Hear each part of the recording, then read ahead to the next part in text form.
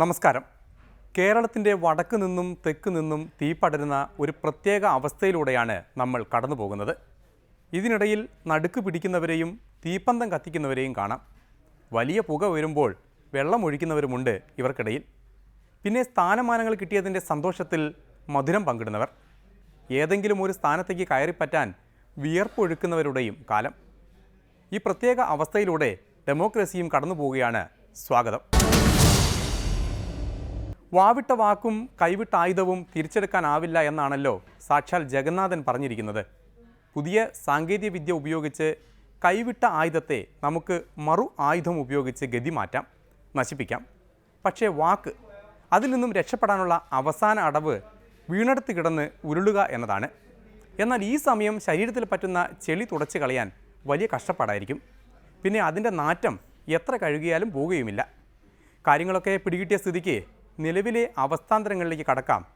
ഒരു കാര്യം, ഒന്നും കുത്തിപ്പൊക്കാൻ ആരും ആഗ്രഹിക്കുന്നില്ല. അതെല്ലാം താനേ പൊങ്ങുന്നതാണ്. നിന്നെ ഈ പെരുവഴിയിൽ ആളും പടയുമില്ലാതെ തല ചായ്ക്കാൻ ഒരു കൂര പോലുമില്ലാത്ത ദരിദ്രനായി കാണാൻ കഴിഞ്ഞല്ലോ.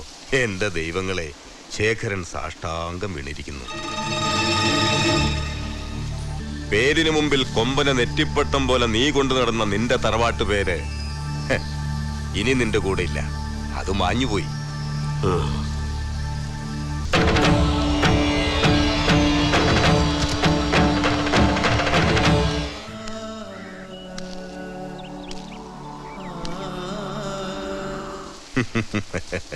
ശപിക്കപ്പെട്ട ആ ഇരുണ്ട കാലഘട്ടത്തെ പറ്റി എന്നെ ഓർമ്മിപ്പിക്കാതിരിക്കൂ രാമു. ഒന്നും ഓർമ്മിപ്പിക്കുന്നില്ല, അല്ലെങ്കിൽ ഒന്നും മറക്കില്ല.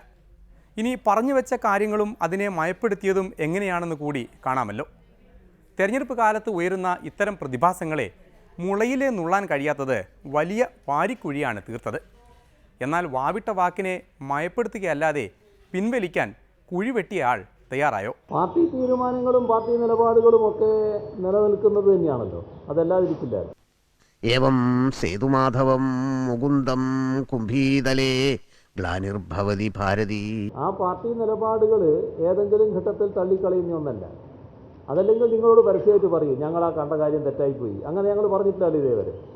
അതാണ് ഞങ്ങളുടെ ഒരു രീതി. ഈശ്വര ഭഗവാനെ, എൻ്റെ അച്ഛന് നല്ലത് മാത്രം വരുത്തണേ. സഖാവ് VS-നെ പാർട്ടി വിരുദ്ധൻ എന്ന് വിളിച്ച് ആക്ഷേപിച്ചു എന്നാണ്. അപ്പൊ നമ്മുടെ നാട്ടില് വാർത്തകൾ സൃഷ്ടിക്കുന്നത് എങ്ങനെയാണെന്ന് എനിക്കൊന്നും ആരും പറഞ്ഞു തരേണ്ട കാര്യമില്ല. കാരണം ഒരുപാട് അങ്ങനെയുള്ള വാർത്തകൾ കണ്ടുകൊണ്ടാണല്ലോ നമ്മളിങ്ങനെ വന്നിട്ടുള്ളത്. ഈശ്വര ഭഗവാനെ, അച്ഛന് നല്ലത് മാത്രം വരുത്തണേ. പാർട്ടി തീരുമാനങ്ങളും പാർട്ടി നിലപാടുകളും ഒക്കെ നിലനിൽക്കുന്നത് തന്നെയാണല്ലോ. സ്വത്ത് പാർട്ടീഷൻ ചെയ്തപ്പോ പരമദുഷ്ടനായ ആ മനുഷ്യൻ. പക്ഷേ പറയാത്ത കാര്യം പറയാൻ പാടില്ല. അപ്പോൾ നേരത്തെ തന്നെ പ്ലാൻ ചെയ്യാൻ, ആ പ്ലാൻ ചെയ്ത രീതി നമ്മൾ മനസ്സിലാക്കുന്നത് നല്ലതാണ്. പത്രസമ്മേളനം നടത്തി ഇങ്ങനെ പോകുമ്പോൾ ഇവർ ചോദ്യങ്ങളാണല്ലോ. അപ്പോൾ ഒരാളുടെ ഒരു ചോദ്യം, സംസ്ഥാന സമ്മേളനത്തിന്റെ തലേ ദിവസം നിങ്ങളൊരു പത്രസമ്മേളനം നടത്തിയിരുന്നില്ലേ VS-നെ കുറിച്ച്? ആ പറഞ്ഞ കാര്യങ്ങളൊക്കെ തെറ്റാണെന്ന് പിന്നെ ബോധ്യപ്പെട്ടു. അപ്പൊ ഞാൻ പറഞ്ഞത്, തെറ്റായ കാര്യങ്ങൾ ഞങ്ങൾക്ക് ചിലപ്പോൾ തെറ്റ് സംഭവിച്ചാൽ ആ തെറ്റ് ഞങ്ങൾ തുറന്നു പറയാറുണ്ട്. അത് നാട്ടുകാരോട് തുറന്നു പറയും. നിങ്ങളെടുത്താണല്ലോ ആദ്യം പറയാറ്. നിങ്ങളെ മുമ്പിൽ ഇതുവരെ അങ്ങനെ പറഞ്ഞിട്ടില്ലല്ലോ. ആ പറഞ്ഞ കാര്യങ്ങൾ തെറ്റായി പോയി എന്നുള്ളത്. ഇതാണ് പറഞ്ഞ മറുപടി. അയാളെ ഞാൻ കോടതി കയറ്റും. സ്ഥാനാർത്ഥിത്വ പ്രശ്നം വേറെ, പാർട്ടി നിലപാട് വേറെ. സ്ഥാനാർത്ഥികൾ പൊതുവിൽ ഞങ്ങൾ കാര്യങ്ങളെല്ലാം ചർച്ച ചെയ്തുകൊണ്ടാണല്ലോ സ്ഥാനാർത്ഥികളെ തീരുമാനിക്കുക. ആ കൂട്ടത്തിൽ സഖാവ് VS-ഉം സ്ഥാനാർത്ഥിയായിട്ട് ഉണ്ടാകണം എന്ന് തന്നെയാണ് ഞങ്ങൾ കണ്ടത്. അങ്ങനെയാണ് VS സ്ഥാനാർത്ഥിയായിട്ടുള്ളത്. അല്ലാതെ അദ്ദേഹം തീരുമാനിച്ച് സ്ഥാനാർത്ഥിയായതല്ല. പാർട്ടി തന്നെ തീരുമാനിച്ച് അദ്ദേഹത്തെ സ്ഥാനാർത്ഥിയാക്കിയതാണ്. ഈശ്വര ഭഗവാനെ, അച്ഛന് നല്ലത് മാത്രം വരുത്തണേ. അപ്പോൾ ഒരു ചോദ്യം, പിന്നെ എങ്ങനെയാണ് നിങ്ങൾ VS-നെ സ്ഥാനാർത്ഥിയാക്കിയത്? അപ്പൊ ഞാൻ പറഞ്ഞു, VS-നെ സ്ഥാനാർത്ഥിയാക്കിയത് VS സ്വയം കയറി നിന്നല്ല സ്ഥാനാർത്ഥിയായി, പാർട്ടി തീരുമാനിച്ചതാണ്. പാർട്ടി തീരുമാനിച്ച് VS സ്ഥാനാർത്ഥിയായതാണ്. ഞങ്ങളെ പാർട്ടിക്ക് ഗുണകരമായ കാര്യങ്ങളാണ് പാർട്ടി തീരുമാനിക്കുന്നത്. നിങ്ങൾ പാർട്ടിക്ക് ഗുണം വരണമെന്ന് വിചാരിച്ച് ചിന്തിക്കുന്നതല്ലാതെ അങ്ങനെ എല്ലാവരും ചോദ്യങ്ങളും ചോദിക്കുന്നത്. അതും ഞാനവിടെ പറഞ്ഞു. അയാളെ ഞാൻ കോടതി കയറ്റും. പാർട്ടി തീരുമാനങ്ങളും പാർട്ടി നിലപാടുകളും ഒക്കെ നിലനിൽക്കുന്നത് തന്നെയാണല്ലോ, അതല്ലാതിരിക്കില്ല. നിങ്ങൾക്കൊരു അജണ്ടയുണ്ട്. ആ അജണ്ട വെച്ച് CPM കുഴപ്പമുണ്ടാക്കാനുള്ള നിങ്ങളുടെ ശ്രമം ഇത്തവണ വിജയിക്കാൻ പോകുന്നില്ല. കോടിയേരി വിശദീകരിച്ചത് കൊണ്ടൊന്നും കാര്യമുണ്ടോ എന്നറിയില്ല. സംഗതി കൈവിട്ടു പോയ സ്ഥിതിക്ക് VS-നെ പിടിച്ചു കെട്ടാൻ യെച്ചൂരി ഇടപെട്ടു എന്നാണ് കേൾക്കുന്നത്. മാധ്യമങ്ങളിൽ നിന്ന് VS-നെ അകറ്റാൻ പത്രസമ്മേളനം മാറ്റിയിട്ടോ യാത്ര വൈകിപ്പിച്ചത് കൊണ്ടോ ഒരു കാര്യവുമില്ല. അതുകൊണ്ട് VS ഇറങ്ങണം. രണ്ടിലൊന്നറിയാമല്ലോ, ഇറങ്ങട്ടെ. ആകെ പ്രോബ്ലം ആണ്ടോ ആ കള്ളപ്പന്നി ചതിച്ചു. അവനിപ്പോ വാക്കുമാറ്റി പറയുന്നു. പന്നൻ എത്രയും പെട്ടെന്ന് സിറ്റി മുഴുവൻ അരിച്ചു പെറുക്കിക്കോ. എനിക്ക് ജഗനെ വേണം. ജഗൻ ഇല്ലാതെ ഒരു സ്റ്റെപ്പ് എനിക്ക് മുമ്പോട്ട് വെക്കാനാവില്ല. ശംഭോ മഹാദേവ. ഓ ജഗൻ, നീ എവിടുന്നാ?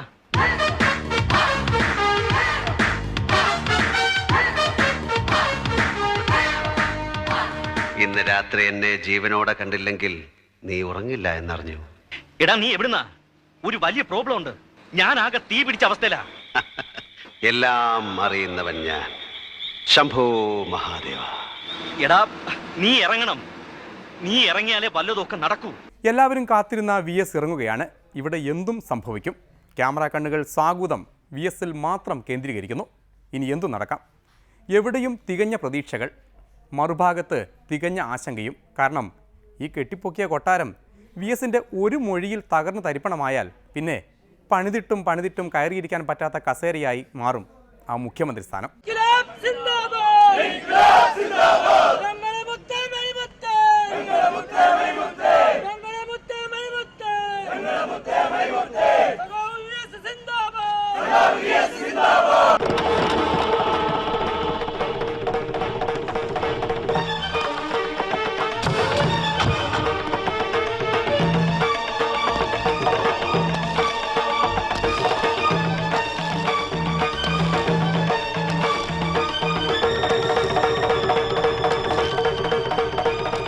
ധർമ്മടം നിയോജക മണ്ഡലത്തിൽ ഇടതുപക്ഷ ജനാധിപത്യ മുന്നണിയുടെ സ്ഥാനാർത്ഥിയായി സഖാവ് പിണറായി വിജയൻ മത്സരിക്കുന്നു.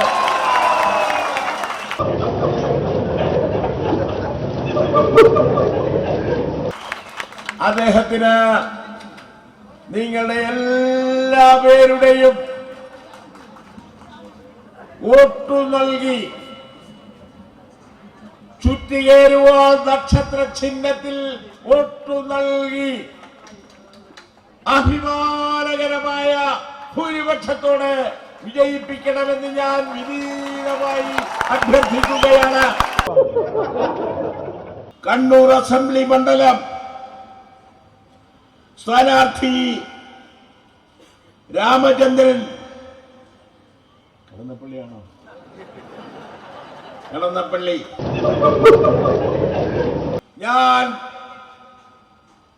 ആദ്യമേ പറഞ്ഞ കാര്യം ഒരു പ്രാവശ്യം കൂടി ഓർമ്മപ്പെടുത്തുന്നു. ധർമ്മടം മണ്ഡലത്തിൽ പിണറായി വിജയൻ എന്ന കാൻഡിഡേറ്റിനെ വൻപിച്ച ഭൂരിപക്ഷത്തോടുകൂടി വിജയിപ്പിക്കണമെന്ന് ഒരിക്കൽ കൂടി അഭ്യർത്ഥിച്ചുകൊണ്ട് VS ഇന്ന് അങ്ങേയറ്റത്ത് നിന്ന് കേരളത്തിന്റെ അങ്ങേയറ്റത്ത് ഇങ്ങോട്ടേക്ക് യാത്ര ആരംഭിക്കുക.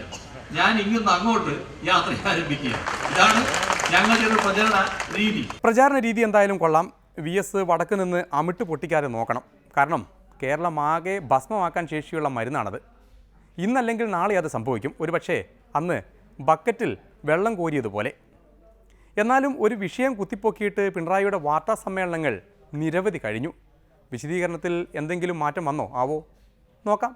എന്നോട് പല ചോദ്യങ്ങൾ ചോദിക്കുമല്ലോ. നിങ്ങൾ സാധാരണ കാര്യങ്ങൾ പറഞ്ഞാൽ നിങ്ങൾ ചോദിക്കുകയാണല്ലോ. അങ്ങനെ ചോദ്യങ്ങൾ വന്നപ്പോൾ ഒരു ചോദ്യം, കഴിഞ്ഞ സംസ്ഥാന സമ്മേളനത്തിൻ്റെ തലേ ദിവസം നിങ്ങളൊരു പത്രസമ്മേളനം നടത്തിയല്ലോ. ആ പത്രസമ്മേളനം ഇപ്പോൾ തള്ളിയോ? അതിൽ പറഞ്ഞ കാര്യങ്ങൾ തള്ളിക്കളഞ്ഞോ? നിലനിൽക്കുന്നുണ്ടോ? അപ്പോൾ എൻ്റെ ഉത്തരം, ഞങ്ങൾ പറഞ്ഞ കാര്യങ്ങളിലോ ചെയ്ത കാര്യങ്ങളിലോ തെറ്റെന്തെങ്കിലും സംഭവിച്ചാൽ അത് തുറന്ന് സമ്മതിക്കുന്നതിന് ഒരിക്കലും മടി കാണിക്കാറില്ല. അങ്ങനെയുള്ള കാര്യങ്ങൾ തെറ്റായിപ്പോയെങ്കിൽ നിങ്ങളടുത്താണല്ലോ ആദ്യം പറയുക. അങ്ങനെയാണല്ലോ നാടിനോട് പറയുന്നത്. നിങ്ങളടുത്ത് ഇതുവരെ അങ്ങനെ പറഞ്ഞിട്ടുണ്ടോ? ഇനിയും ക്ഷമിക്കാൻ കാരണവർക്ക് കഴിയില്ല. അതുകൊണ്ട് അവസാനത്തെ ആയുധം പുറത്തെടുക്കുകയാണ് VS. ഫേസ്ബുക്ക് ആക്രമണം. കഴിഞ്ഞ ദിവസം അക്കൗണ്ട് തുടങ്ങിയപ്പോൾ പലരും കമൻ്റ് അടിച്ചിരുന്നു. എന്നാൽ ഇപ്പോൾ അത് വലിയ ഉപകാരമായി. മാപ്പ് പറയാതെ ഇനി രക്ഷയില്ല എന്ന അവസ്ഥയിലേക്ക് സഹപ്രവർത്തകനെ എത്തിച്ചു. കൈവിട്ട ആയുധം, വാവിട്ട വാക്ക്, രണ്ടും തിരിച്ചെടുക്കാനാവില്ല. ഓർക്കണം, ഓർത്താൽ മഹാമതേ മാപ്പു നൽകു ഗുണനിധേ മാലകറ്റാൻ കനിഞ്ഞാലും ദയാവാരിധേ. ഓർമ്മപ്പെടുത്തുന്നു, ധർമ്മടം മണ്ഡലത്തിൽ പിണറായി വിജയൻ എന്ന കാൻഡിഡേറ്റിനെ അഭിമാനകരമായ ഭൂരിപക്ഷത്തോടെ വിജയിപ്പിക്കണമെന്ന് ഞാൻ വിനീതമായി അഭ്യർത്ഥിക്കുകയാണ്. വലിയിടന്നെന്തോ ഇപ്പോൾ സമയം അത്ര നല്ലതല്ലെന്ന് തോന്നുന്നു. എവിടെ ചെന്നാലും പ്രശ്നങ്ങളാണ്. എല്ലാം ചേർന്ന് ഇരുളു മൂടിക്കെട്ടിയ ഒരവസ്ഥ. കാരണം അവരെന്തോ കൂടോത്രം ചെയ്തിട്ടുണ്ട് എന്നാണ് സംശയിക്കുന്നത്. ഇതിന്റെ യോഗ സംഘാടകർക്ക് ഈ ലൈറ്റിന്റെ അപ്പുറമുള്ളവരെയൊന്നും ആരും കാണാൻ പാടില്ല എന്നുള്ളത് നിർബന്ധമുണ്ടെന്ന് തോന്നുന്നു. അതുകൊണ്ടാണ് ഈ ലൈറ്റ് ഇങ്ങനെ കണ്ണിന് തന്നെ അടിക്കത്തക്ക രീതിയിൽ വെച്ചിട്ടുള്ളത്. ഇതിന്റെ പിന്നിൽ കുറെ ആൾക്കാർ ഇരിക്കുന്നുണ്ടല്ലോ, അവരൊന്നും ഇപ്പോൾ ഇങ്ങനെ കൈവച്ചാലേ കാണും. അതാണ് അവസ്ഥ. എന്തൊരു ചൊറിച്ചില്! പണ്ടാര ഉടങ്ങ ഇവിടെ തുടങ്ങിയ ചൊറിച്ചിൽ. സ്വർണത്തിന്റെ അലർജി ആയിരിക്കേ.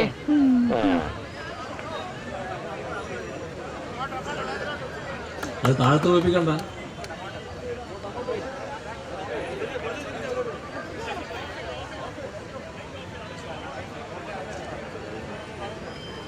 കേരളത്തിലെ തെരഞ്ഞെടുപ്പിന്റെ ഒന്നാം ഘട്ടം ഇപ്പൊ സുഖമായി.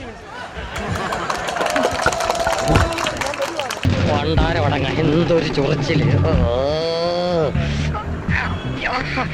കൂടോത്രത്തിനൊപ്പം അസുരജീവികളെയും ഇറക്കി വിട്ടിരിക്കുന്നു. ഇവിടെ തുടങ്ങിയ ചൊറിച്ചിൽ അടുത്ത 19 കഴിയുമ്പോൾ ശരീരമാസകലം വ്യാപിക്കാതിരുന്നാൽ മതിയായിരുന്നു.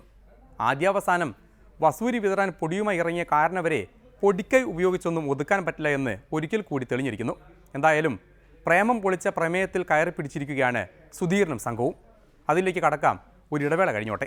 LDF വന്നാൽ ആദ്യം ശരിയാക്കുന്നത് VS തന്നെ ആയിരിക്കും.